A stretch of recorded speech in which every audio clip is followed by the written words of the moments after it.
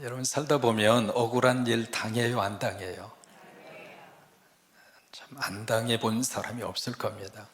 근데 억울한 일뿐만이 아니라 억울한 말도 많이 듣잖아요. 또 하나 억울한 사건에 나도 모르게 연루가 돼서 참 그것 때문에 속상하고, 나는 아무런 잘못이 없는데 어떤 환경과 어떤 잘못된 그런 이유로 인해서 엮여서 그것 때문에 너무 억울한 일을 당하고, 억울한 말을 듣고 억울한 사건에 나도 모르게 거기에 인발부가 되고, 오늘 새벽에 이태원에서 있었던 압사 사고 여러분 들으셨죠? 저는 새벽에 일어나서 그 뉴스를 보고요 너무 충격을 먹었어요. 이게 할로윈 데이라고는, 이 할로윈 데이는요 미국 사람들이 지키던 절기입니다. 아이들이 귀신 복장을 하고 마치 이제 해골처럼 그런 위장된 그 복장을 하고 가면을 쓰고 집집마다 쭉 다니면서 트릭트릭이라고 그래가지고요 집집마다 문을 놓고 해서 만약에 사탕 안 주면 내가 해코지 할 거야, 그거예요. 그게 어떻게 한국에 들어와서 이태원에서, 지금 코로나가 좀 그만하니까 마스크 쓰지 않고 아마 할로윈 대축제를 이태원에서 아마 시작을 한 것 같죠. 거기에 이제 좁은 골목에 얼마나 많은 사람들이 몰려들었으면, 넘어져서 마치 도미노처럼 그냥 사람 위에 사람이 또 그냥 올라오기 직전까지 확인을 해보니까 돌아가신 분이 151명입니다. 부상을 당한 사람이 83명입니다. 근데 죽은 사람들이 거의 대부분 10대에서 20대입니다. 그 뉴스를 이렇게 보면서 어떻게 다가 한국이 외국에서 이렇게 가지고 있는 축제가 한국까지 들어와서 우리 젊은이들에게 그런 일이 어떻게 서울 한복판에서 일어날 수 있는가, 그것 때문에 너무 마음이 아프고.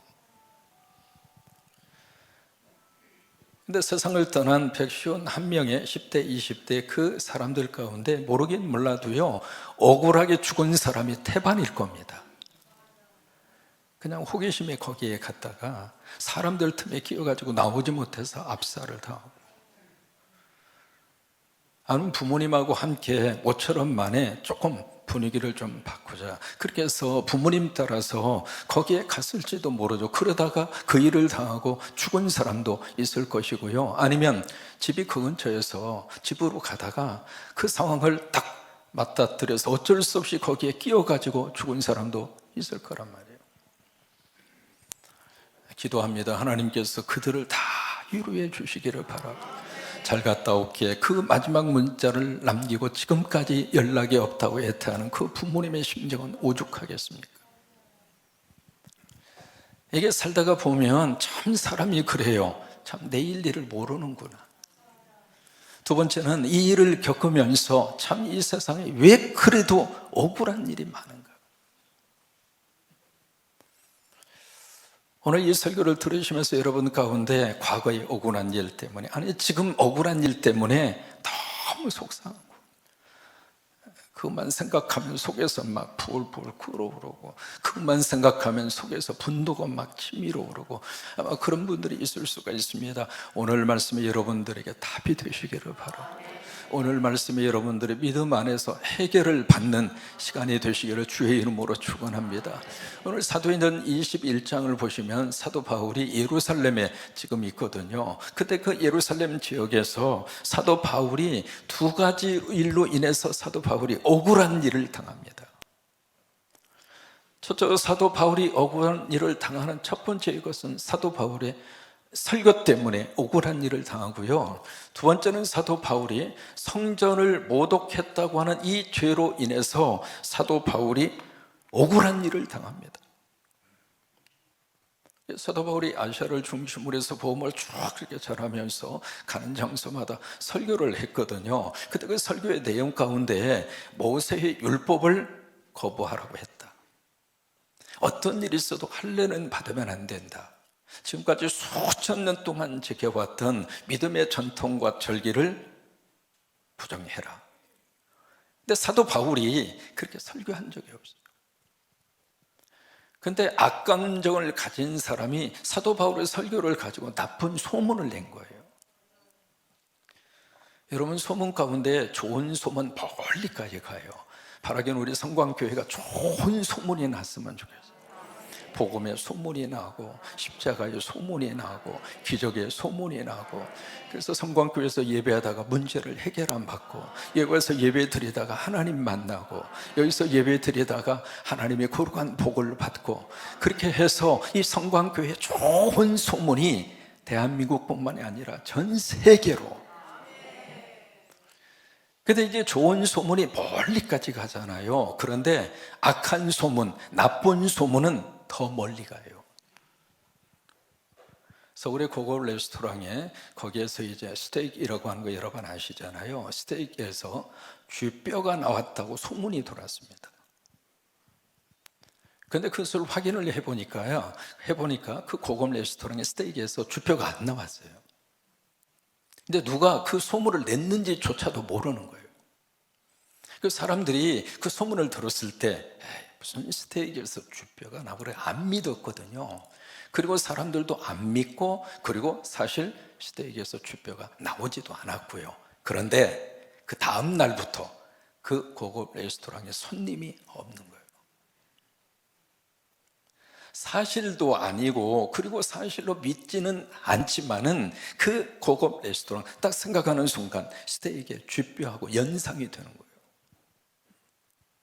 지금 사도 바울이 그 설교를 하지를 않았거든요. 근데 그 설교에 대해서 나쁜 감정을 가진 사람이 그런 식으로 소문을 막 내서 그 소문이 어디까지 왔는가? 예루살렘까지.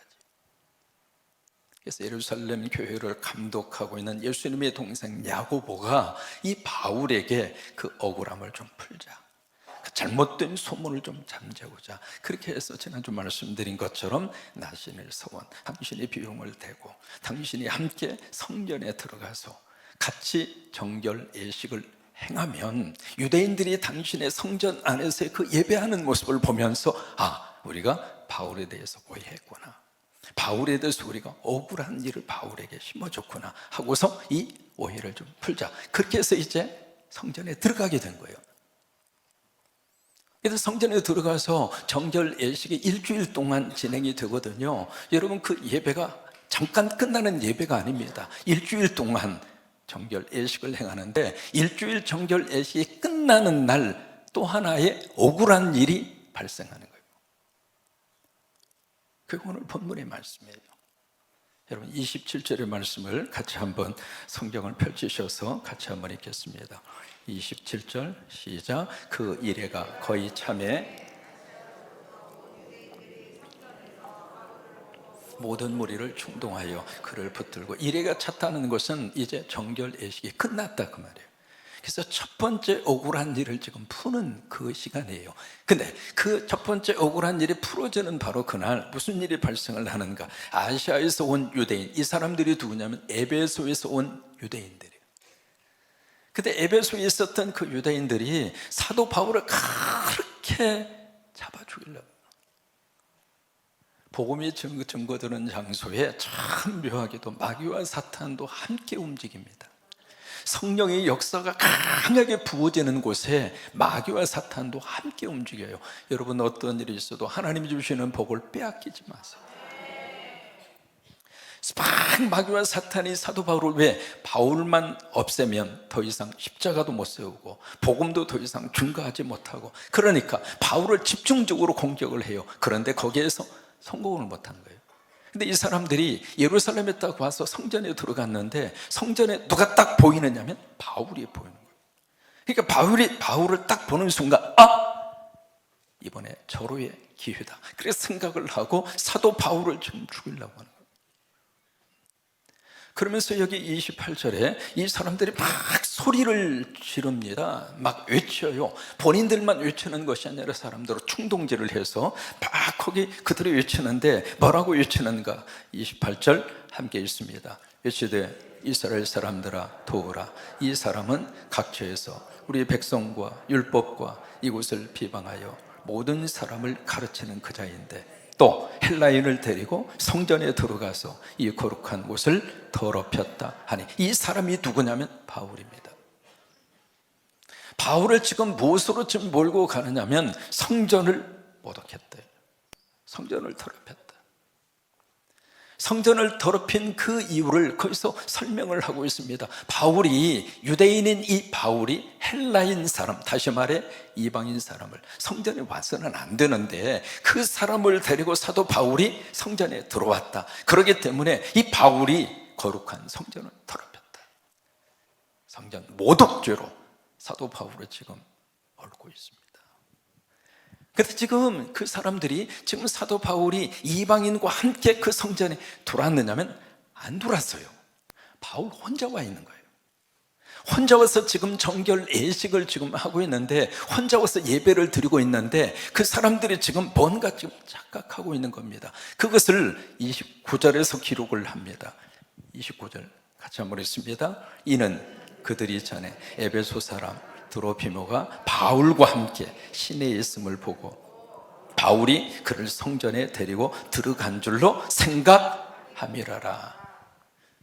여러분, 질문합니다. 사도 바울이 드로피모라고 하는 이방인을 데리고 성전에 갔을까요? 아니면 갔다고 추측하고 상상했을까요? 1번일까요? 2번일까요? 2번입니다. 여러분, 우리 생각이, 모든 생각이 다 옳은 건 아닙니다. 그래서 생각을 놓고 우리가 한번 생각해야 할 필요가 있습니다. 여기 있는 사람들, 에베소 온 사람들이 지금 사도 바울을 딱 보는 순간, 아, 저 친구가 지금 이방인 드로피모를 데리고 성전에 왔구나, 그렇게 딱 생각을 하는데 그 생각이 틀렸다 이 말이에요. 사람은 참 묘해요. 똑같은 것을 보면서도 자기가 생각하고 싶은 것만 생각하고 듣고 싶은 것만 들어요. 부부의 관계에서도 그런 일 얼마든지 있을 수 있습니다. 이게 에베소 사람들은 바울을 죽이고 싶으니까 바울이 어떻게 쓰는지 바울의 흠만 찾고 싶은 거예요. 바울을 죽일 수 있는 구실만 지금 찾고 있는 거예요. 그런데 시내에서 같이 돌아다니는 것을 봤기 때문에 틀림없이 바울이 이방인 헬라인 드로피모를 데리고 왔을 것이다 판단하고 바울을 죽이려고. 그래서 이제 예루살렘 시내 전체가 다 지금 폭동이 일어났습니다. 바울을 죽이자고. 여러분, 우리가 성전에 대해서 우리 잠깐 좀 보셔야 될 필요가 있는데요. 성전이 쭉 이렇게 있으면은, 성전은 크게 두 가지로 딱 구별이 돼 있어요. 그래서 이쪽을 가리켜서 안뜰이라고 합니다. 그리고 이쪽을 가리켜서 바깥뜰이라고 그래요. 한번 해보실까요? 안뜰, 바깥뜰. 근데 이 안뜰은 또 이렇게 구별이 됩니다. 제사장만 들어갈 수 있는 뜰이 따로 있습니다. 그리고 그 다음에 유대인 남자들만 들어갈 수 있는 구역이 또 따로 구별되어 있어요. 그리고 유대인 여자들이 들어갈 수 있는 뜰이 따로 정해져 있습니다. 그래서 이 뜰을 가리켜서 여인의 뜰이라고 하고, 이쪽 뜰을 가리켜서 이스라엘의 뜰이라고 그래요. 한번 해보시죠. 제사장의 뜰, 이스라엘의 뜰, 여인의 뜰, 세 가지 뜰을 가리켜서 안뜰이라고 그래요. 그 다음에 이쪽 밖에, 이쪽 뜰을 가리켜서 바깥뜰이라고 하는데, 그 바깥뜰을 가리켜서 이방인의 뜰이라고 그래요. 한번 해보십니다. 이방인의 뜰. 그래서 이방인들은 여기까지만 들어갈 수 있습니다. 지금 우리가 하나님의 성전에 마음대로 들어와서 예배할 수 있는 것이 최고예요, 복이. 우리는 어느 분이든지 어느 때든지 아버지 집에 오십니다. 여러분, 아버지 집에 오실 때마다 아버지가 여러분들을 만나 주시고 위로해 주시고 축복하시고, 아버지가 건강도 주시고 아버지가 소원도 이루어 주시고, 이 아버지 집이에요. 그래서 우리는 마음대로 들을 수 있습니다만은 구약 성서 시절에는 그게 허용이 되지 않았습니다. 그래서 이방인들은 여기까지밖에 들어갈 수 없어요. 바로 이 장소는 예배하고 기도하는 장소가 아닙니다. 그냥 성전에 와서 관광하는 거예요. 아, 성전이 이런 곳이구나. 그래서 거기에 와서 셀카 찍고 인증샷 남기는 거예요. 그게 이방인의 뜰입니다. 근데 이방인의 뜰에서 여기에 이제 담이 쭉 가늘게 쳐져 있거든요. 이 담의 높이가 1.5m 높이입니다. 그렇게 높지는 않습니다. 이 담을 쭉 이렇게 쳐놨는데 그 담에다가 경고물이 딱 붙어 있어요. 그 내용이 바로 저겁니다. 여러분, 위에 글씨 보시면 뭔지 잘 모르시잖아요. 근데 글씨의 내용이 그렇게 쓰여져 있어요. 이방인은 어떤 일이 있어도 안쪽 뜰, 안뜰이죠. 그러니까 여인의 뜰부터 시작해서 그 뜰을 건너가면 안 돼요. 성소 주변에 난간으로 들어올 수 없다. 들어오다가 잡히는 모든 이방인들은 죽을 것이다. 그러니까 지금 사도 바울이 여기에 이 이스라엘 뜰 여기까지 지금 왔거든요. 근데 에베소에 있는 유대인들이 바울이 여기 있어야 되는 이방인이 여기까지 왔다는 거예요. 그래서 이제 바울을 잡아서 팍 죽이려고 합니다. 근데 그 순간에 그 소식을 누가 들었는가? 로마의 천부장이 들어요. 이 로마의 천부장이 어디에 있었느냐면 이쪽 성전에 보시면 북쪽 서쪽 코너입니다. 북서쪽 코너에 여기에 큰 하나의 요새가 지어져 있습니다. 그 요새가 안토니오 요새입니다. 높이가 한 30m 정도 돼요. 그래서 이 요새에서 로마 군인들이 주둔을 하고 있었고, 왜냐하면 이 성전에서 늘 복잡한 문제들이 계속 일어났어요. 지금도 예루살렘에 가서 보시면 통곡의 벽 아시잖아요. 거기에는 24시간 무장한 군인이 철통같이 지키고 있습니다. 얼마나 복잡한 동네인지 몰라요. 그래서 이 로마의 군인들이 주둔하고 있다가 이 성전에서 그런 소용돌이가 난다고 하는 소식을 듣고 천부장이 출동을 해서 사도 바울을 구속합니다. 그 일이 오늘 성경에서 나타난 일입니다. 바울의 입장으로서는 억울한 일입니다. 그러면 이 억울한 일을 당한 바울이 이것을 어떻게 풀어갔는가? 베드로전서 2장 19절 표준 세번역 성경이에요. 같이 한번 읽습니다. 억울하게 고난을 당하더라도 누구를 생각하면서? 하나님을 생각하면서 괴로움을 참으면 그것은 아름다운 일이다. 억울한 일을 당하면 나도 모르게 감정이 복받쳐 오르는 게 사실입니다. 그런데 그 순간에 내가 생각했을 때는 못 참죠. 어떻게 참습니까? 그런데 그 순간에 하나님을 생각하고 그 순간에 하나님을 꽉 붙잡고 하나님은 내 마음만 아신다. 하나님은 내 진심을 아신다. 하나님은 내가 왜 이 억울한 일을 당해야만 했는지를 하나님은 아신다. 그 하나님을 믿고 참는다 이 말이에요. 영락교회를 목회하시는 한경직 목사님 여러분 아시잖아요. 그렇게 훌륭하게 목회를 하신 한경직 목사님이신데 이게 아버지 때부터 한경직 목사님을 그렇게 괴롭힌 한 가정이 있었어요. 어떻게 돼서 그 집은 그런 DNA를 가졌는지 모르겠는데 아버지도 그렇게 한경직 목사님을 너무 힘들게 했는데 아들도 아버지를 본받아서 그냥 한경직 목사님을 그렇게 힘들게 한 거예요.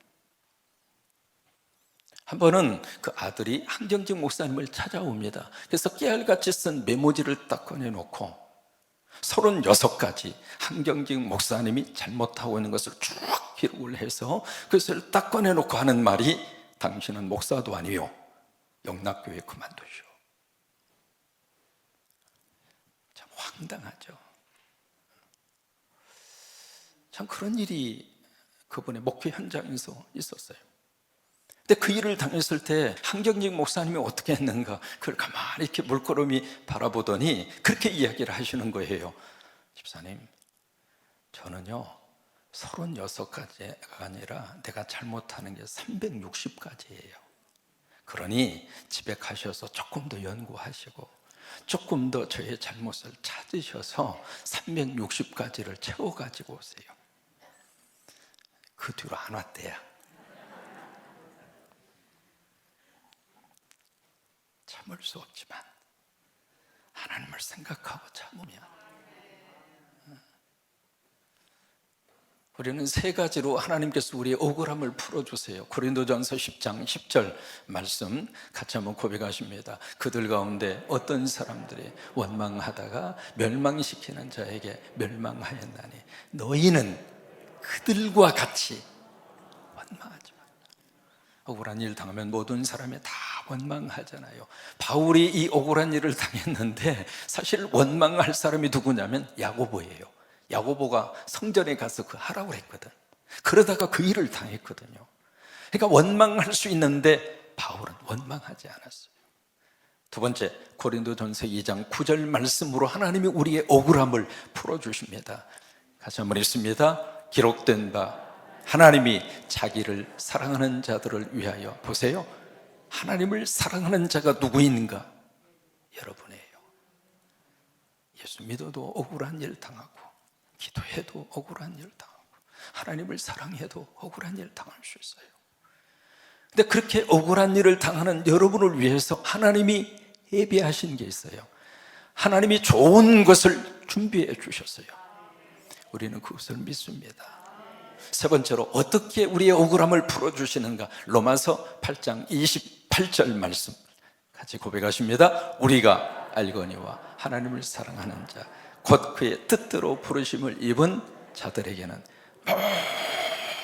모든 것이 합력해서, 이런 모든 것 속에 억울함도 들어있습니다.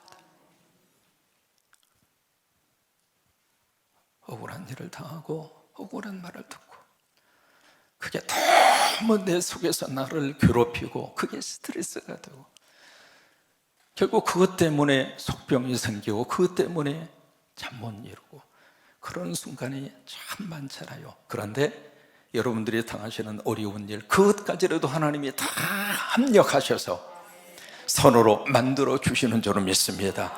질문합니다. 내 억울함을 누가 풀어주실까? 하나님이십니다. 여러분 믿으시면 아멘. 하나님이 풀어주십니다.